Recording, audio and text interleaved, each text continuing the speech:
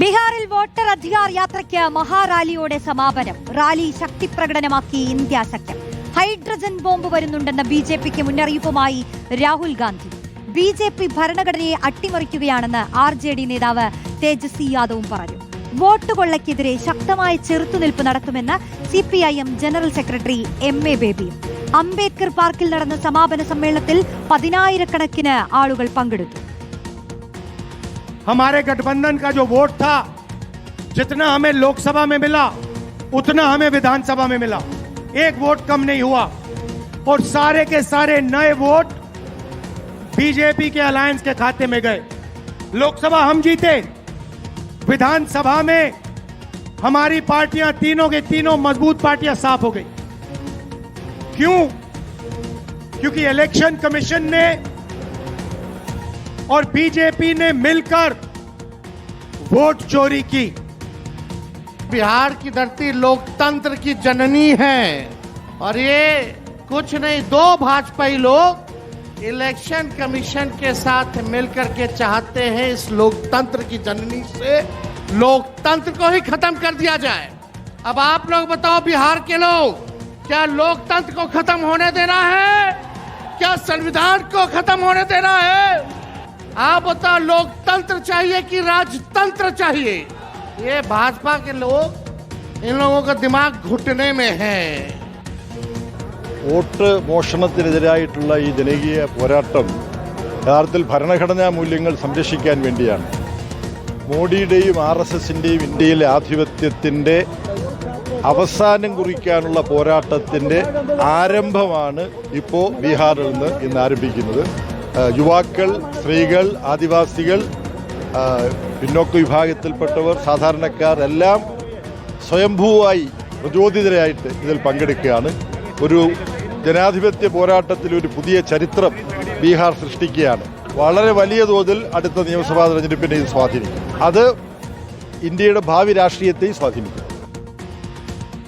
ആദിൽ പാലോട് നൽകും വിശദാംശങ്ങൾ. ആദിൽ, ഓഗസ്റ്റ് 17-ന് ആരംഭിച്ച യാത്ര 20 ജില്ലകളോളം പിന്നിട്ട് 1300-ലധികം കിലോമീറ്റർ കടന്ന് സമാപിക്കുമ്പോൾ അത് വലിയൊരു ശക്തിപ്രകടനമാകുന്നത് കണ്ടു. മറ്റൊന്നൊരു വലിയ സന്ദേശം, വോട്ടുകൊള്ളയ്ക്കെതിരായ ഒറ്റക്കെട്ടായ ഒരു സന്ദേശം മുന്നോട്ട് വയ്ക്കുന്നു. മാത്രമല്ല, രാഹുൽ ഗാന്ധി പറയുകയാണ്, ഇതുവരെ പൊട്ടിച്ചതൊന്നുമല്ല, ഹൈഡ്രജൻ ബോംബ് വരാനിരിക്കുന്നതേ ഉള്ളൂവെന്ന്, അല്ലേ? ഉറപ്പായും അങ്ങനെ തന്നെയാണ്. ഇപ്പോൾ പൊട്ടിച്ചത്, ഇപ്പോഴുള്ള വോട്ട് ചോരി ആരോപണവും മഹാരാഷ്ട്രയിൽ നടന്നിട്ടുള്ള, കർണാടകയിലെ ഒരു നിയമസഭാ മണ്ഡലം എടുത്ത് കൃത്യമായി പഠിച്ച് വോട്ട് മോഷണം നടന്നിട്ടുണ്ട് എന്ന് രേഖകൾ വെച്ച് ഗുരുതരമായ ആരോപണം ഉന്നയിച്ചത് ഒരു ആറ്റം ബോംബാണെങ്കിൽ ഇനി ഒരു ഹൈഡ്രജൻ ബോംബ് വരാനുണ്ട് എന്നുള്ളതാണ് രാഹുൽ ഗാന്ധിയുടെ പ്രസംഗത്തിന്റെ പ്രധാനപ്പെട്ട പ്രസക്തമായ ഭാഗം, റോഷ്നി, എന്ന് നമ്മൾ മനസ്സിലാക്കണം.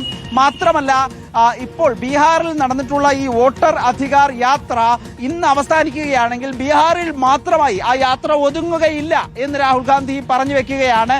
തേജസ്വി യാദവ് ആകട്ടെ, ഇത് ബീഹാർ എന്നുള്ളത് ജനാധിപത്യത്തിന്റെ ജനനിയാണ്. അങ്ങനെയുള്ള ഒരു നാട്ടിൽ തന്നെ ജനാധിപത്യത്തെ തീർക്കാനും കുഴിച്ചുമൂടാനും കൊല ചെയ്യാനുമാണ് തെരഞ്ഞെടുപ്പ് കമ്മീഷനും BJP സർക്കാരുകളും ശ്രമിക്കുന്നത് എന്ന ആരോപണം കൂടി ഉന്നയിക്കുന്നു. ആ രൂപത്തിൽ വലിയ വിജയമാണ് കോൺഗ്രസിനെ സംബന്ധിച്ചിടത്തോളം. തെരഞ്ഞെടുപ്പിന് മാസങ്ങളും ദിവസങ്ങളും മാത്രം ശേഷിക്കെ വലിയൊരു ഊർജം കോൺഗ്രസിനും മഹാഗഠബന്ധൻ എന്ന പേരിലുള്ള ഇന്ത്യ സഖ്യത്തിനും ബീഹാറിലെ ഈ കോൺഗ്രസിന്റെയും RJDയുടെയും നേതൃത്വത്തിലുള്ള മുന്നണിക്കും ഊർജം പകർന്നു എന്ന കാര്യത്തിൽ ഒരു സംശയവുമില്ല. 10,000-ങ്ങളാണ് ഈ റാലിയിൽ യാത്രയിൽ പലപ്പോഴായി അണിനിരുന്നത്. ഇന്ന് ലക്ഷക്കണക്കിന് ആളുകൾ എത്തുമെന്നായിരുന്നു കോൺഗ്രസ് അറിയിക്കുകയും ചെയ്യുന്ന ആ വിധത്തിലുള്ള ആൾക്കൂട്ടവും ഒഴുക്കും ഇന്ന് ബീഹാറിലെ പട്നയിൽ നമ്മൾ കണ്ടിരുന്നു. ഗാന്ധി മൈതാനിൽ ഗാന്ധിയുടെ പ്രതിമയ്ക്ക് പുഷ്പാർച്ചന നടത്തിയ ശേഷമാണ് ഇന്ത്യ സഖ്യത്തിലെ നേതാക്കൾ, ജാർഖണ്ഡ് മുഖ്യമന്ത്രി ഹേമന്ത് സോറൻ എത്തിയിരുന്നു.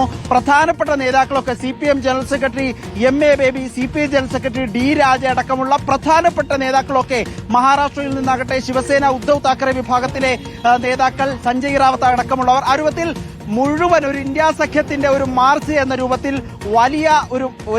വലിയൊരു യാത്ര തന്നെയാക്കി മാറ്റാൻ, ബഹുജന പ്രതിഷേധ മാർച്ചാക്കി മാറ്റാൻ ഇന്ന് പട്നയിൽ കോൺഗ്രസിനും RJDക്കും കഴിഞ്ഞു എന്നുള്ളതാണ് യാഥാർത്ഥ്യം. ഏതായാലും അത് വലിയൊരു ഊർജ്ജമാണ്. അത് ബീഹാറിൽ മാത്രം ഒതുങ്ങി നിൽക്കില്ല എന്ന് രാഹുൽ ഗാന്ധി ആവർത്തിക്കുന്നു, തേജസ്വി യാദവ് ആവർത്തിക്കുന്നു, ഇന്ത്യ മുന്നണിയിലെ മറ്റു പാർട്ടി നേതാക്കളും ആവർത്തിക്കുന്നുണ്ട്. ഏതായാലും ഇന്നിപ്പോൾ ബീഹാറിൽ വോട്ടർ അധികാർ യാത്ര 1300 കിലോമീറ്റർ പൂർത്തിയാക്കി പട്നയിൽ സമാപിച്ചിരിക്കുകയാണ്. 110 നിയമസഭാ മണ്ഡലങ്ങളെ ഇളക്കി മറിച്ചുകൊണ്ടുള്ള, അത് കൃത്യമായി തെരഞ്ഞെടുപ്പ് രാഷ്ട്രീയം എന്താണ്, തെരഞ്ഞെടുപ്പിലെ ചർച്ചാ വിഷയം എന്താണ് എന്ന് നിശ്ചയിക്കാൻ കോൺഗ്രസിന് കഴിഞ്ഞു എന്നുള്ളത് വളരെ പ്രധാനപ്പെട്ട കാര്യമാണ്. റോഷ്നി, യെസ്, PR സുനിൽ കൂടി ചേരുകയാണ്. സുനിൽ, ഇത് ഇന്ത്യ സഖ്യത്തിന്റെ വലിയൊരു മഹാറാലിയായി തന്നെ മാറുന്ന സാഹചര്യമാണ് കണ്ടത്. ഒറ്റക്കെട്ടായി നിൽക്കുന്ന ഒരു കാഴ്ച നമ്മൾ കണ്ടു. അതൊരു വലിയ ഗുണം ചെയ്യുന്നതാണ്. മാത്രമല്ല, ഈ യാത്ര അത് വിജയകരമായിരുന്നു എന്ന് തന്നെയല്ലേ വിലയിരുത്തൽ?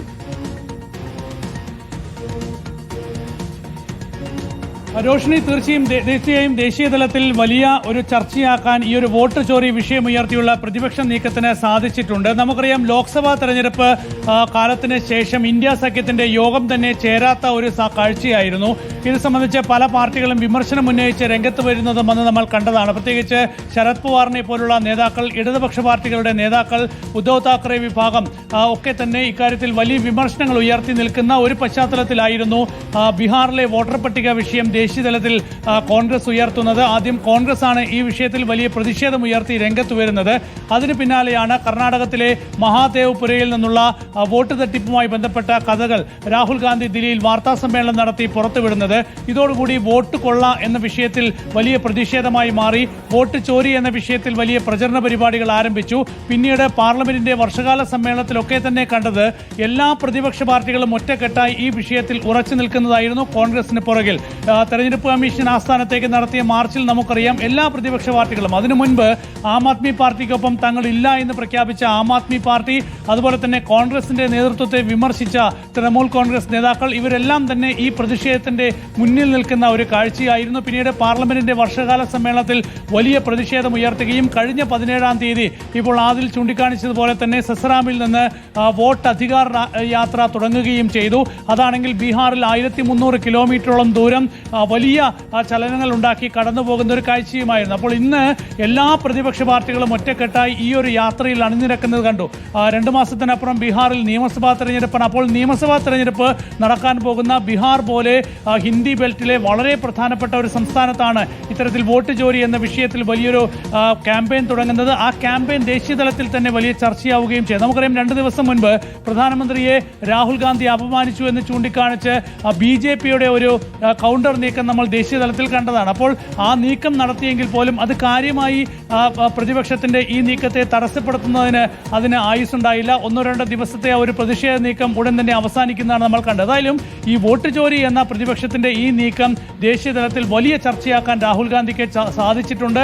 തെരഞ്ഞെടുപ്പ് പ്രക്രിയയിൽ എന്തോ ഒരു ക്രമക്കേട് നടക്കുന്നു എന്നൊരു പ്രതീതി ജനങ്ങൾക്ക് ഉണ്ടാക്കുന്നതിലും ഈ ഒരു നീക്കം സാധിച്ചിട്ടുണ്ട്. ആ ഒരു നീക്കത്തിൽ പ്രതിപക്ഷത്തെ ആകെ അണിനിരത്താനും രാഹുൽ ഗാന്ധിക്ക് സാധിച്ചിട്ടുണ്ട്. നമുക്കറിയാം, ബീഹാറിൽ ഈ ഒരു വോട്ടർ അധികാർ യാത്ര നടക്കുമ്പോൾ തന്നെയാണ് നിരവധി ഏജൻസികൾ ബീഹാറിൽ വോട്ടർ പട്ടികയുമായി ബന്ധപ്പെട്ട പരിശോധനകൾ നടത്തിയത്. ഇന്ന് ഏറ്റവും ഒടുവിൽ റിപ്പോർട്ടർ കളക്റ്റീവിന്റെ പുതിയ റിപ്പോർട്ടുകൾ പുറത്തു വരുമ്പോൾ ബീഹാറിലെ 39 മണ്ഡലങ്ങളിൽ നടത്തിയ പരിശോധനയിൽ ഏതാണ്ട് 3,76,000 വ്യാജ വോട്ടുകൾ ഉണ്ടാകാം എന്ന് സംശയിക്കുന്ന തരത്തിലുള്ള വിവരങ്ങൾ ഇന്ന് റിപ്പോർട്ടർ കളക്റ്റീവ് പുറത്തുവിട്ടിട്ടുണ്ട്. ഒരാഴ്ച മുൻപാണ് ബീഹാറിൽ തന്നെ 3 മണ്ഡലങ്ങളിൽ നടത്തിയ പരിശോധനയിൽ ഏതാണ്ട് 80,000-ത്തിലധികം വോട്ടുകൾ അനധികൃതമായി ചേർത്തിട്ടുണ്ട് എന്നുള്ള വിവരങ്ങൾ പുറത്തു വരുന്നത്. അപ്പോൾ ഒരാളുടെ പേരിൽ തന്നെ നിരവധി തവണ വോട്ടർ പട്ടികയിൽ പേര് ചേർത്തിരിക്കുന്നു. ഒരേ മേൽവിലാസത്തിൽ തന്നെ 500-600 ആളുകളുടെ പേരുകൾ ചേർത്തിരിക്കുന്നു. അപ്പോൾ ഇതൊക്കെ തന്നെ ഈ വോട്ടർ പട്ടികയിൽ വലിയ ക്രമക്കേട് നടക്കുന്നു. തെരഞ്ഞെടുപ്പ് രംഗത്ത് വലിയ ക്രമക്കേട് നടക്കാനുള്ള സാധ്യതകളിലേക്ക് ഇത് വിരൽ ചൂണ്ടുന്നു. ഇതൊക്കെ ജനങ്ങളിൽ ഒരു സംശയമായി ഉയർത്തുകയും ചെയ്യുന്നുണ്ട്. അപ്പോൾ ഈ വിഷയത്തിൽ പ്രതിപക്ഷ പാർട്ടികൾക്കാകെ ഉണ്ടായിരുന്ന സംശയം ഈ ഒരു വോട്ടർ പട്ടിക ക്യാമ്പയിനോടുകൂടി കൂടുതൽ ബലപ്പെട്ടു. നമുക്കറിയാം, പശ്ചിമ ബംഗാളിൽ തൃണമൂൽ കോൺഗ്രസിന് വിരുദ്ധ അഭിപ്രായമുണ്ടായിരുന്നു. ഇപ്പോൾ തൃണമൂൽ കോൺഗ്രസ് ആണ് ഈ വോട്ട് അധികാർ യാത്രയുടെ മുന്നിൽ നിൽക്കുന്ന കാഴ്ച. അങ്ങനെ പ്രതിപക്ഷത്തെ വലിയൊരു യോജിപ്പ് ബീഹാറിൽ കണ്ടു. ഇതിന് ദേശീയ തലത്തിൽ എങ്ങനെ മുന്നോട്ട് പോകുമെന്ന് നമുക്ക് കാത്തിരുന്ന് കാണാം. എന്തായാലും പാർലമെന്റ് സമ്മേളനത്തിൽ ആ യോജിപ്പുണ്ടായി. ഇപ്പോൾ ബീഹാറിൽ ആ യോജിപ്പുണ്ടായി. ഇനിയിപ്പോൾ നിയമസഭാ തെരഞ്ഞെടുപ്പ് വരുമ്പോഴും പ്രതിപക്ഷം ആകെ ഒറ്റക്കെട്ടായി മുന്നോട്ട് പോവുകയാണെങ്കിൽ തീർച്ചയായും അത് NDA സഖ്യത്തിന് വലിയ വെല്ലുവിളി തന്നെയായിരിക്കും. 2014 നരേന്ദ്രമോദി അധികാരത്തിൽ വന്ന ശേഷം അന്ന് ബീഹാറിലടക്കം BJPക്ക് അനുകൂലമായിരുന്നു 2014 വിധി. പക്ഷേ 2015 ബീഹാർ നിയമസഭാ തെരഞ്ഞെടുപ്പിൽ മഹാസഖ്യം അവിടെ വലിയ മുന്നേറ്റം ഉണ്ടാക്കിയിരുന്നു. അപ്പോൾ ആ രീതിയിൽ ഇത്തവണ ബീഹാറിൽ വലിയ മാറ്റങ്ങൾ ഉണ്ടാക്കുമെന്ന് പ്രതിപക്ഷം ചൂണ്ടിക്കാണിക്കുന്നു. ആ നീക്കത്തിന് ഈ ഒരു വോട്ടർ അധികാർ യാത്രയും അതുപോലെ തന്നെ വോട്ട് ചോരി വിഷയത്തിലെ ക്യാമ്പയിനൊക്കെ തന്നെ പ്രതിപക്ഷത്തെ സഹായിക്കും എന്നാണ് ഇപ്പോൾ നേതാക്കളൊക്കെ തന്നെ ചൂണ്ടിക്കാണിക്കുന്നത്. PR സുനിൽ സൂചിപ്പിച്ചതുപോലെ തന്നെ ദേശീയ തലത്തിൽ ബീഹാറിൽ ഈ ഒരു യാത്ര ഏത് തരത്തിൽ പ്രതിഫലിക്കുമെന്നുള്ളതിൽ കൂടുതൽ വിശകലനത്തിലേക്ക് കടക്കാം.